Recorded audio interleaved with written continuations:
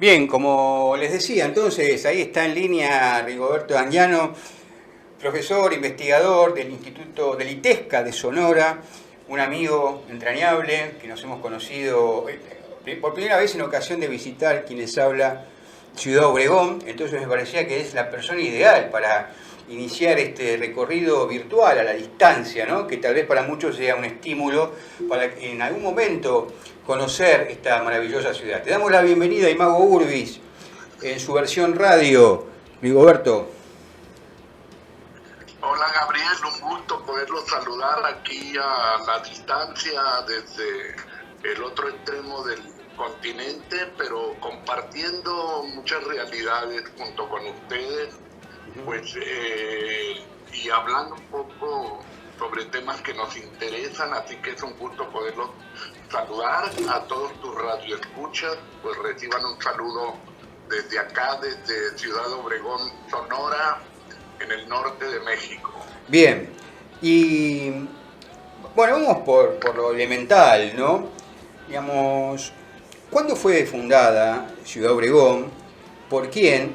¿Y cuáles fueron los motivos por los cuales se decidió construir esa ciudad, edificar esa ciudad en una región tan dura desde el punto de vista climático, ¿no? De las condiciones geográficas, climáticas, como es el desierto de Sonora?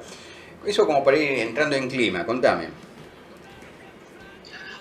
Mira, la fundación de nuestra ciudad tiene un origen pues muy interesante, ¿no? Era el proyecto de un hombre del siglo XIX, un hombre que había visto y vivido pues los efectos de la industrialización. A finales del siglo XIX, en pleno porfiriato, nosotros tuvimos aquí en México una dictadura. Las últimas décadas del siglo XIX y las primeras del siglo XX tuvimos por acá una dictadura de más de 30 años con Porfirio Díaz. A esa época nosotros la conocemos acá como el porfiriato, ¿no? Y bueno, fue un periodo histórico muy importante para México. A partir de ahí surgen muchos de los proyectos pues más interesantes que tuvo el país con respecto no solo a temas que tenían que ver con la política, ¿no? Sino incluso y paradójicamente, ¿no? A pesar de las limitaciones, digamos, que suponía vivir una dictadura, pues se emprendieron una serie de proyectos que posicionaron a México en medio de la llamada modernidad anunciada después de la industrialización, ¿no? Y uno de esos proyectos lo lideró este personaje, Carlos Conan Maldonado, un hombre hecho a sí mismo, oriundo acá del puerto de Guaymas, en Sonora también, con raíces irlandesas, y es un personaje que logra acercarse al gobierno de Porfirio Díaz y propone la creación de un gran proyecto de irrigación. Porfirio Díaz, que en esos momentos se encontraba en medio de un plan de expansión en diferentes frentes y particularmente la introducción del ferrocarril dentro de toda la geografía nacional, vio con muy buenos ojos que se pudiera colonizar, digamos, una gran parte pues del vacío, ¿no? que el estado de Sonora suponía pues para toda la política porfirista. Recuerden, y es bueno comentar aquí, que el estado de Sonora es el segundo estado más grande de la República Mexicana y es un estado muy poco poblado. En aquellos tiempos, evidentemente, pues mucho menos, ¿no? Entonces había un afán de parte del gobierno porfirista de colonizar o terminar de conquistar, digamos, esta parte del territorio, ¿no? Carlos Conan Maldonado lleva su proyecto al dictador Porfirio Díaz. Este lo ve con muy buenos ojos y aprueba que se abran para la agricultura más de 500,000 hectáreas en los valles del Yaqui y Mayo, una región que si bien forma parte del desierto, está irrigada por las aguas del río Yaqui, ¿no? El agua, pues, como ustedes lo saben y lo viven ahí en la Argentina, pues es fuente, pues, de toda la riqueza, ¿no? Y toda la vida para estas regiones remotas que de pronto tenemos en nuestros territorios. Y bueno, a raíz de ese proyecto que inicia en el siglo XIX, se viene un proceso muy interesante de colonización, de mucho trabajo, de mucho esfuerzo. Se va conquistando el territorio, se van abriendo la agricultura, cientos y cientos de hectáreas, un proyecto hídrico muy interesante que pues abarca todos los valles costeros del sur de Sonora. Y ya para 1928, bueno, en 1906, 1907, se introduce por primera vez el ferrocarril mexicano. El ferrocarril llega a estas tierras por allí en 1906. Y para 1928 se va a fundar una pequeña comunidad llamada Cajeme. ¿Sí? Algo que fue muy interesante es que si bien ese incipiente pueblo era apenas una estación o una parada en el camino donde el tren se guardecía de agua, leña, carbón y cosas así, pues el pueblo fue poco a poco ganando importancia, ¿no? Y con el paso de los años, ya en 1928, se formaliza, digamos, la fundación de esta ciudad. Y bueno, un poco surge así. También es importante mencionar que lo que había sido un proyecto de irrigación en un principio, y después de muchos tropiezos que Carlos Conan Maldonado tiene, porque imagínate, Gabriel, que para emprender un proyecto de este nivel, pues este señor tuvo que tener muchos socios. Incluso se va hasta Nueva York para intentar convencer a inversionistas norteamericanos. Realmente él se sostiene con este proyecto como algunos 30 años aproximadamente, pero se ve obligado por las circunstancias, por la falta de recursos económicos, a asociarse con una empresa, y se asocia con una empresa norteamericana llamada Compañía Richardson, que tenía su sede en la ciudad de Los Ángeles. Digamos que esta compañía entra al relevo de lo que originalmente había sido el proyecto de Carlos Conan, y ya para 1928 era en realidad la Compañía Richardson la que llevaba, digamos, la administración de ese gran proyecto agrícola, que posteriormente va a incluir pues el deslinde y la urbanización de lo que va a ser el pueblo de Cajeme y posteriormente Ciudad Obregón. Y bueno, ya para 1928 se reconoce oficialmente por el gobierno del estado la existencia de esta ciudad, ¿no? Y se le da el nombre de Cajeme a todo el municipio, y la cabecera municipal, o sea, la ciudad capital de este municipio es Ciudad Obregón. Se otorga el nombre de Ciudad Obregón porque recientemente se había asesinado en 1928 a Álvaro Obregón, un expresidente de la República, claro, que optaba por un segundo periodo no presidencial, y un poco en alusión o en homenaje, digamos, a esta persona, a este expresidente, que se le otorga el nombre pues, de Ciudad Obregón.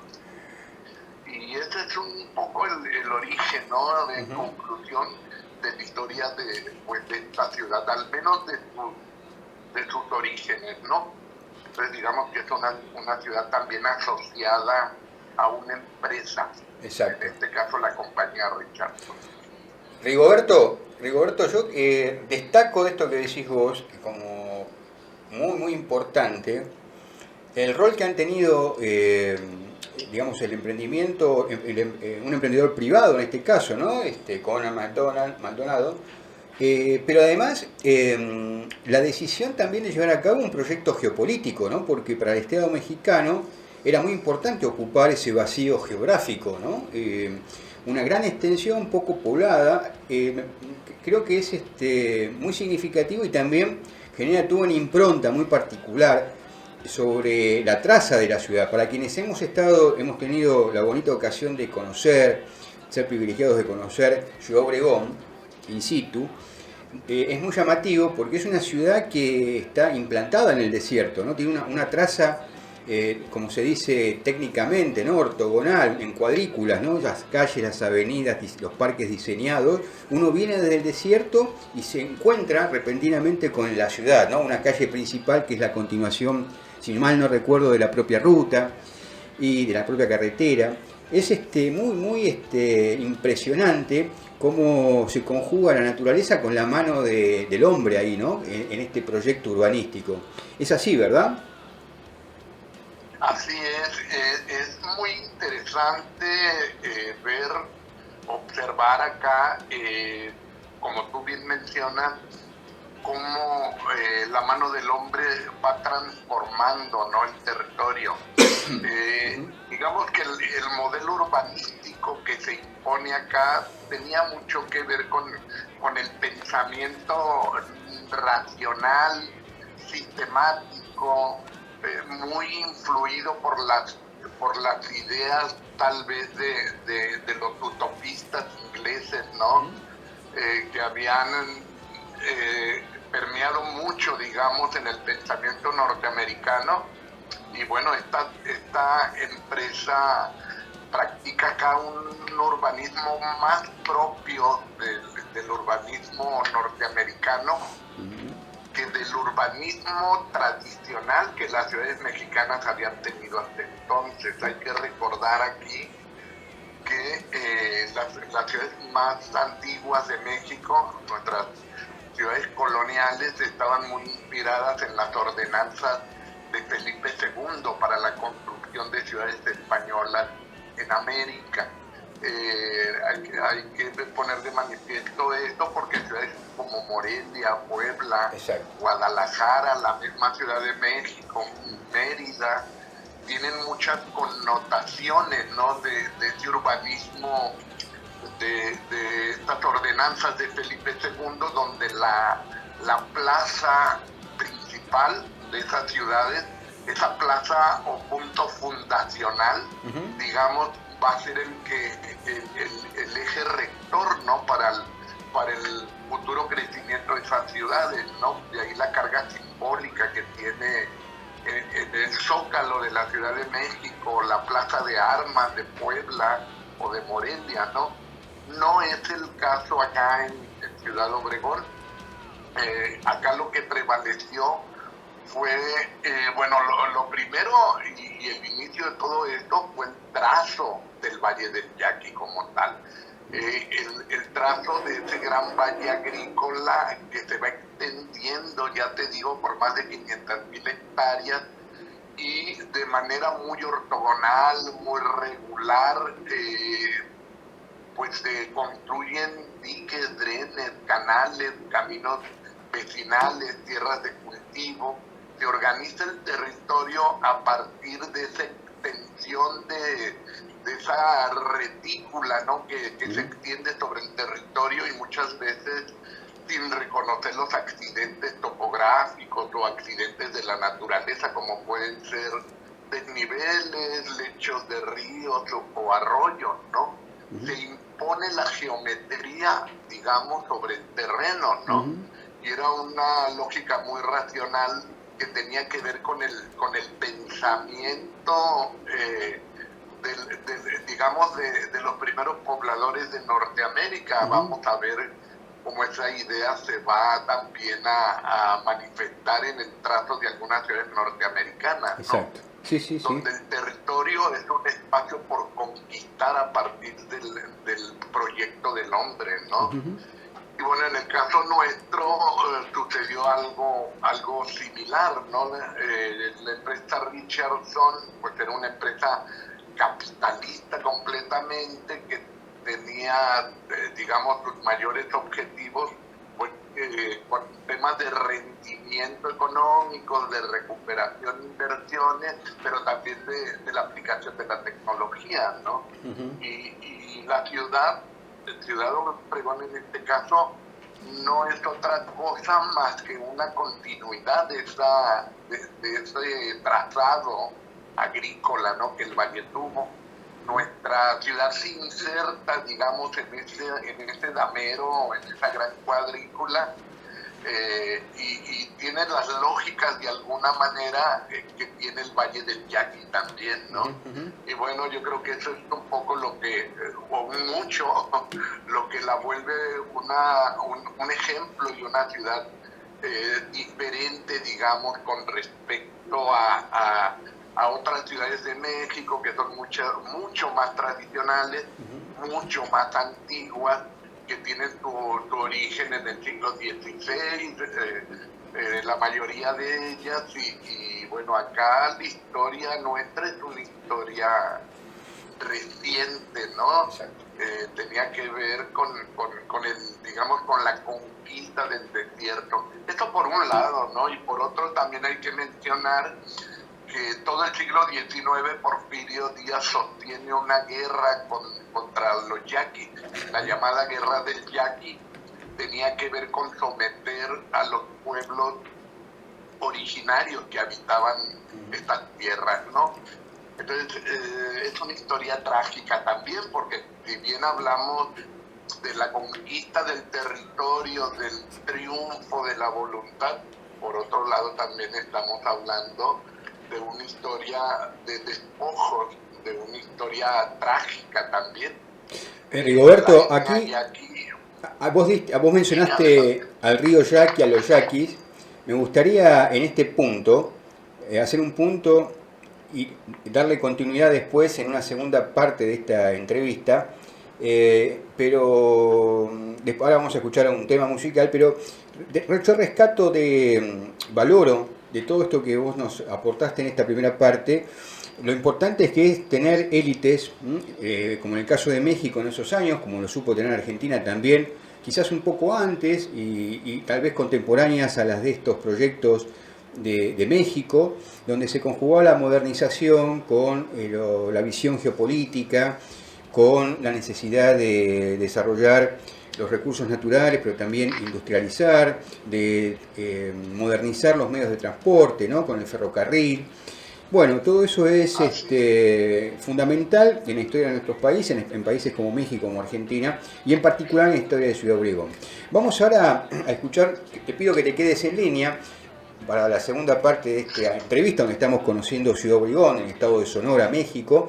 Vamos a seguir con esta banda Nunca Jamás, y algo que tiene que ver con la idiosincrasia propia del sonorense, que lo vamos también a retomar en la segunda parte, donde vamos a hablar de los yaquis y de todo eso que está mucho más cercana en la cultura popular, en la literatura de lo que muchos creen, y que hace mucho más presente a Sonora y a Ciudad Obregón, y van a ver que no es tan desconocido para muchos como muchos creen.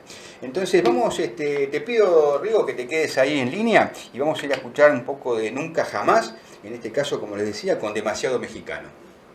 Bien, ahí va, Nunca Jamás, Demasiado Mexicano, un verdadero hallazgo, Rigoberto, esta banda que me hiciste conocer. Me decías que suena mucho, me imagino, ¿no? Pues una banda bien sonorense, es muy escuchada ya, ¿verdad? Sí, Nunca Jamás es un grupo que practica música, digamos, alternativa, rock agropecuario, llaman ellos, y se escucha mucho entre la juventud. No tiene nada que ver con la música tradicional, ¿no? Porque el norte de México, pues es una región muy musical, con subgéneros muy, pues muy bien posicionados, no solo en el imaginario, digamos, de la sociedad local, sino incluso hasta en el mercado internacional, ¿no? Pero nunca jamás, digamos, es una bocanada de aire fresco, diferente, digamos, a lo que usualmente escuchamos en materia de música norteña, ¿no? Sí, y bueno, pues ahí está, para que lo escuchen. Sí, y con sus letras siempre haciendo referencias a cuestiones de la idiosincrasia, las costumbres, ¿no? Revalorizando la cultura norteña, específicamente de Sonora. Y hablando de cultura norteña, de Sonora, vos en tu primera parte hiciste mención al río Yaqui, luego a cómo se habían enfrentado, ¿no? La etnia yaqui a las autoridades locales en algún momento, y recordándonos, porque tiene mucho que ver con un escritor y con ciertas experiencias místicas que recabó ese escritor, antropólogo, famoso, Castaneda, hace unos años atrás hizo muy famoso justamente por las experiencias que había tenido con los indios yaqui. Y los indios yaquis son constitutivos, ¿no? Justamente de la idiosincrasia sonorense, y contarnos un poco acerca de ellos, ¿no? Son una etnia muy particular, muy particular. Así es, bueno, lo que Castañeda contaba en su libro Las enseñanzas de Don Juan, que se llamaba el libro, es un acercamiento, ¿no?, muy personal que tiene él, pues a la cosmogonía del mundo yaqui, ¿no? Un mundo muy diferente y a la vez muy cercano a nosotros.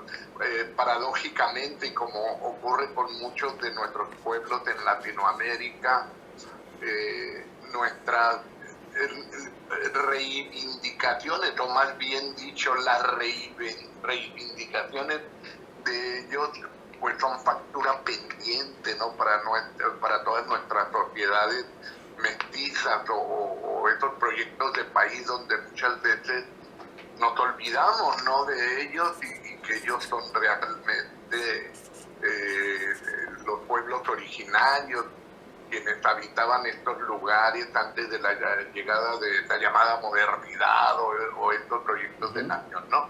Bueno, lo primero que hay que decir es que los yaquis son una cultura viva, ¿no? No se trata de un pueblo de museo que podamos ver solo por ahí en los libros de historia.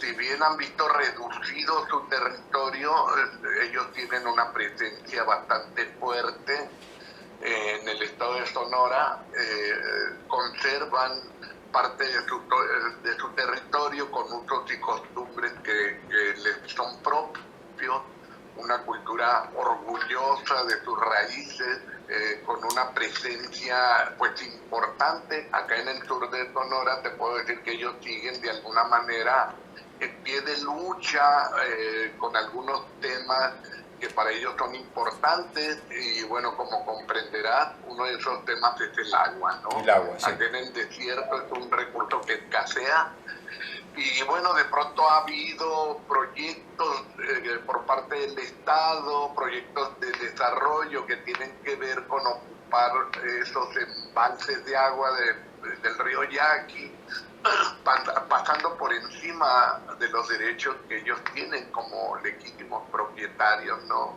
del territorio y esa agua, ¿no?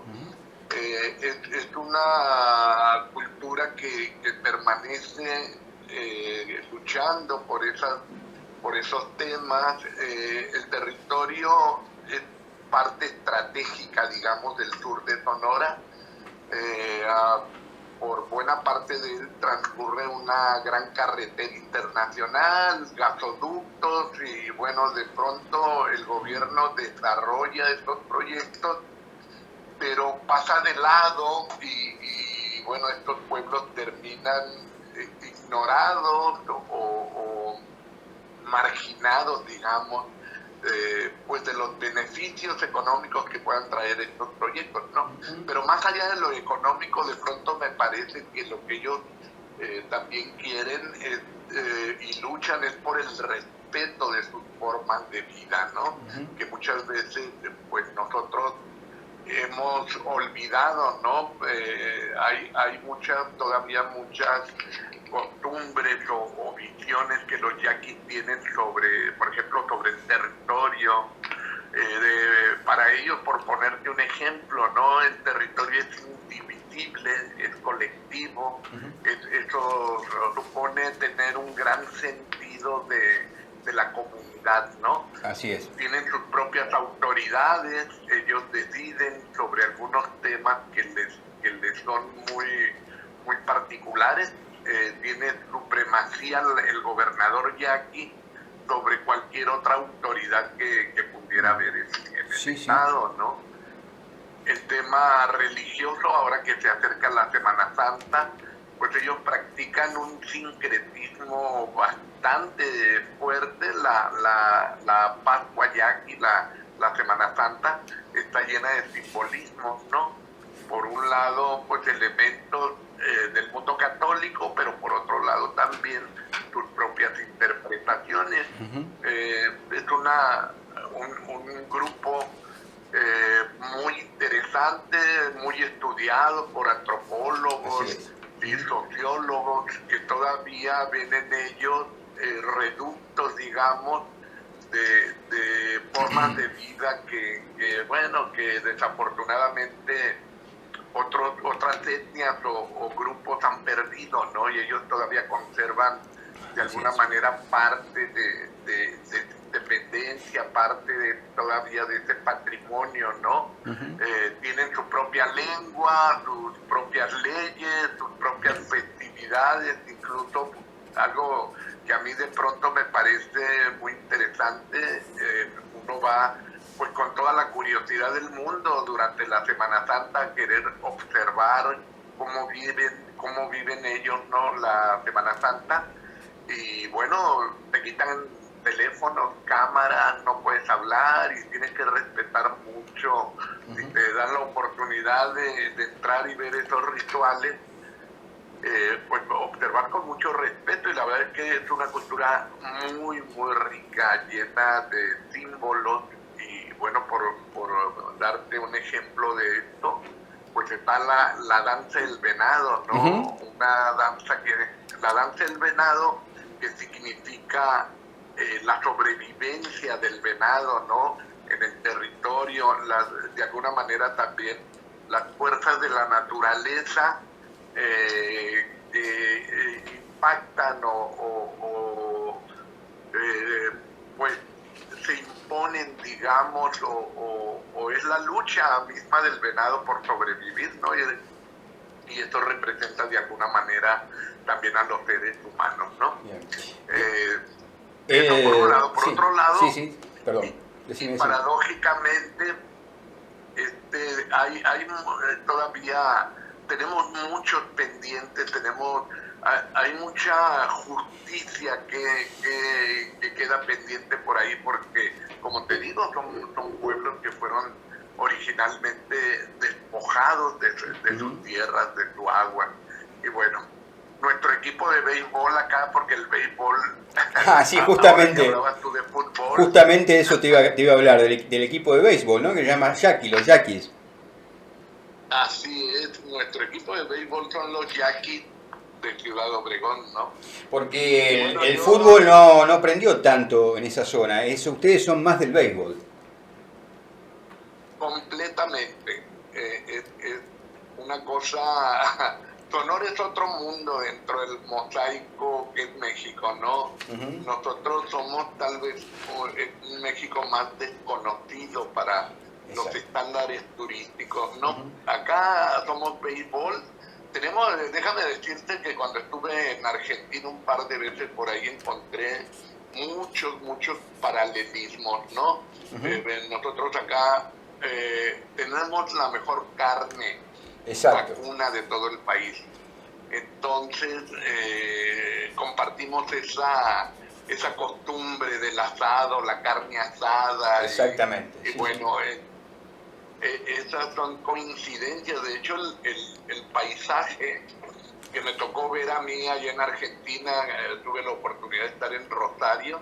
Exacto. Y bueno, Sí. hacer la carretera de Buenos Aires a Rosario era un paisaje que me resultaba muy familiar, Así es ¿no? verdad, sí, sí, sí, sí. Todos Y también esos tiene grandes aspectos de campos, la pues ciudades. Patagonia, también tiene aspectos de la Patagonia Argentina, ¿no? Por el desierto, el contraste con el mar, ¿no? Porque tienen un mar muy precioso, hermoso, eh,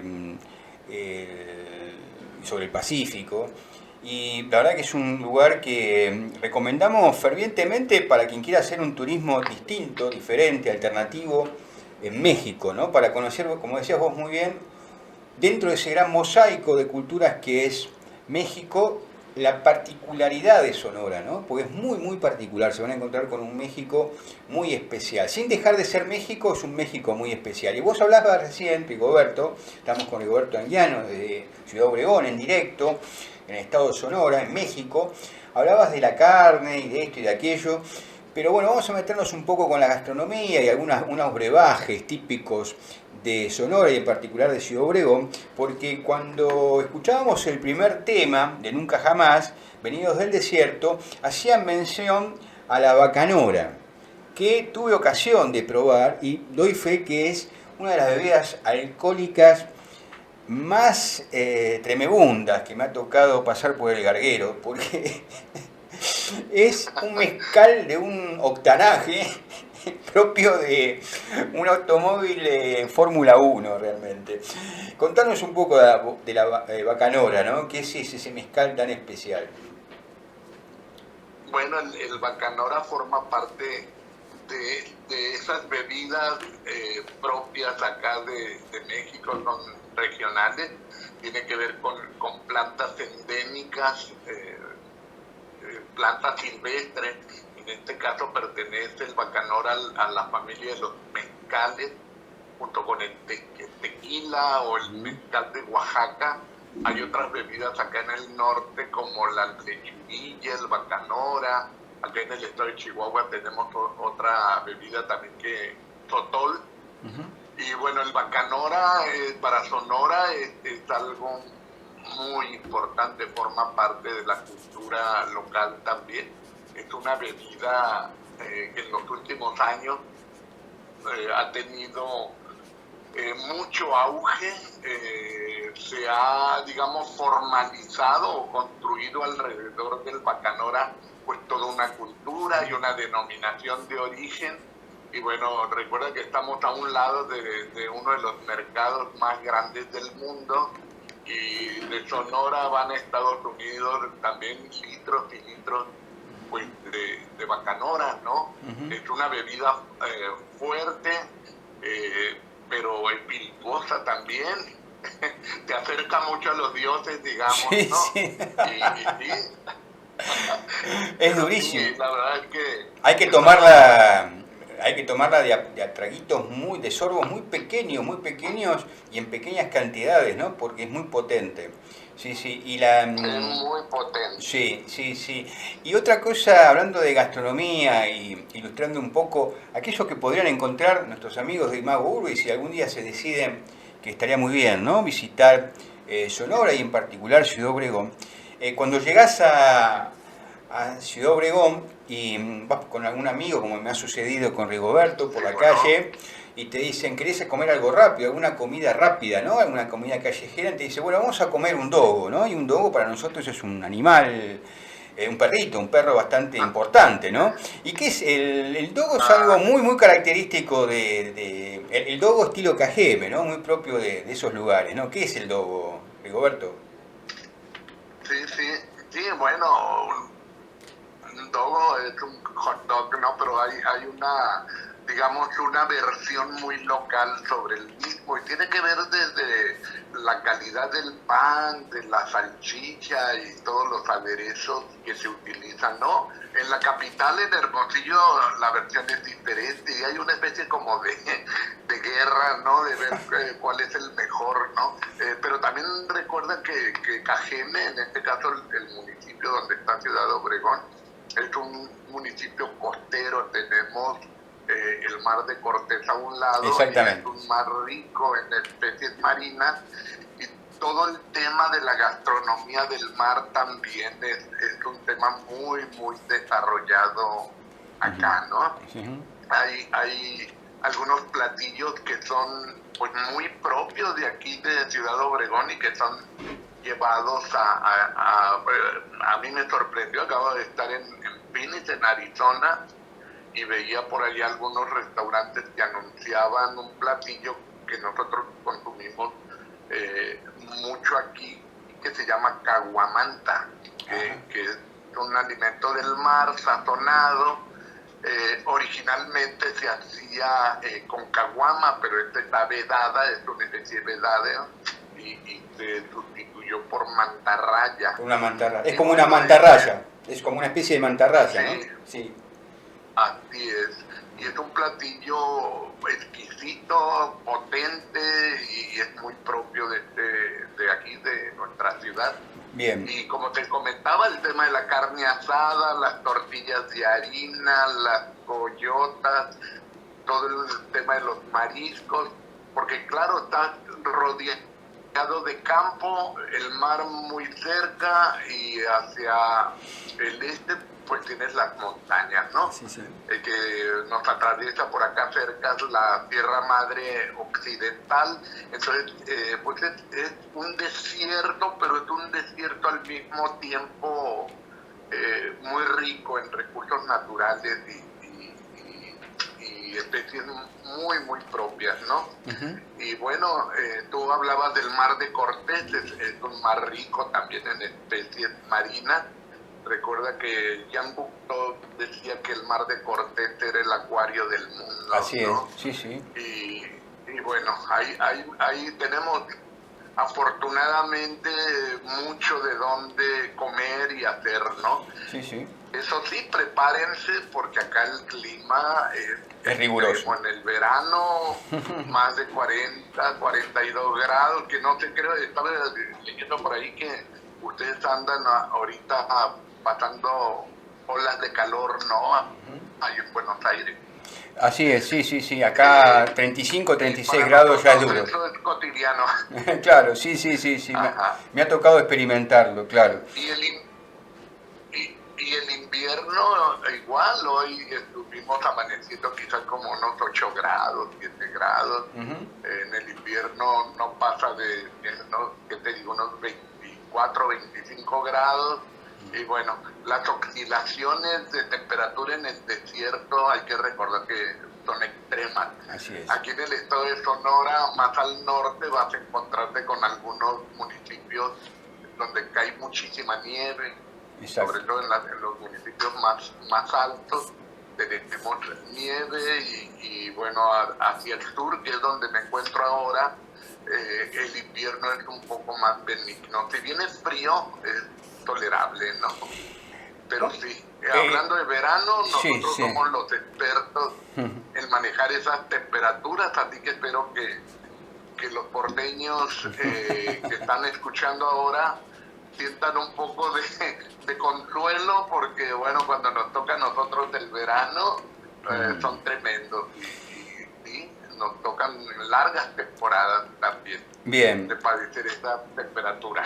Bien, Rigoberto, te quiero agradecer, estamos concluyendo ya este primer contacto que hemos tenido, seguramente en otra ocasión vamos a repetirlo. Quizás te tengamos algún día de estos por acá de visita en Argentina y puedas venir a la radio y conversar más en detalle sobre estas cuestiones y cualquier otra que tenga que ver con el urbanismo, porque sos un gran conocedor de ese tema. Y bueno, te estamos despidiendo de esa tierra que no lo mencionamos, pero para los que amamos el boxeo, para los que lo conocemos en el boxeo, un gran deporte de formación, es la tierra de Julio César Chávez, ¿verdad? Él nació en Obregón.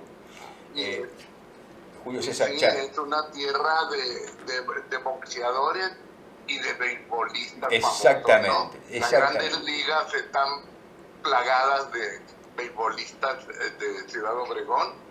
Y desde luego también muy buenos boxeadores, ¿no? Exacto. Gabriel, es un gusto para mí también, me da mucho gusto haber platicado contigo y bueno, les envío un cordial saludo, un abrazo para todos los amigos allá de Quilmes, que tuve el gusto por ahí también de visitarlos alguna vez.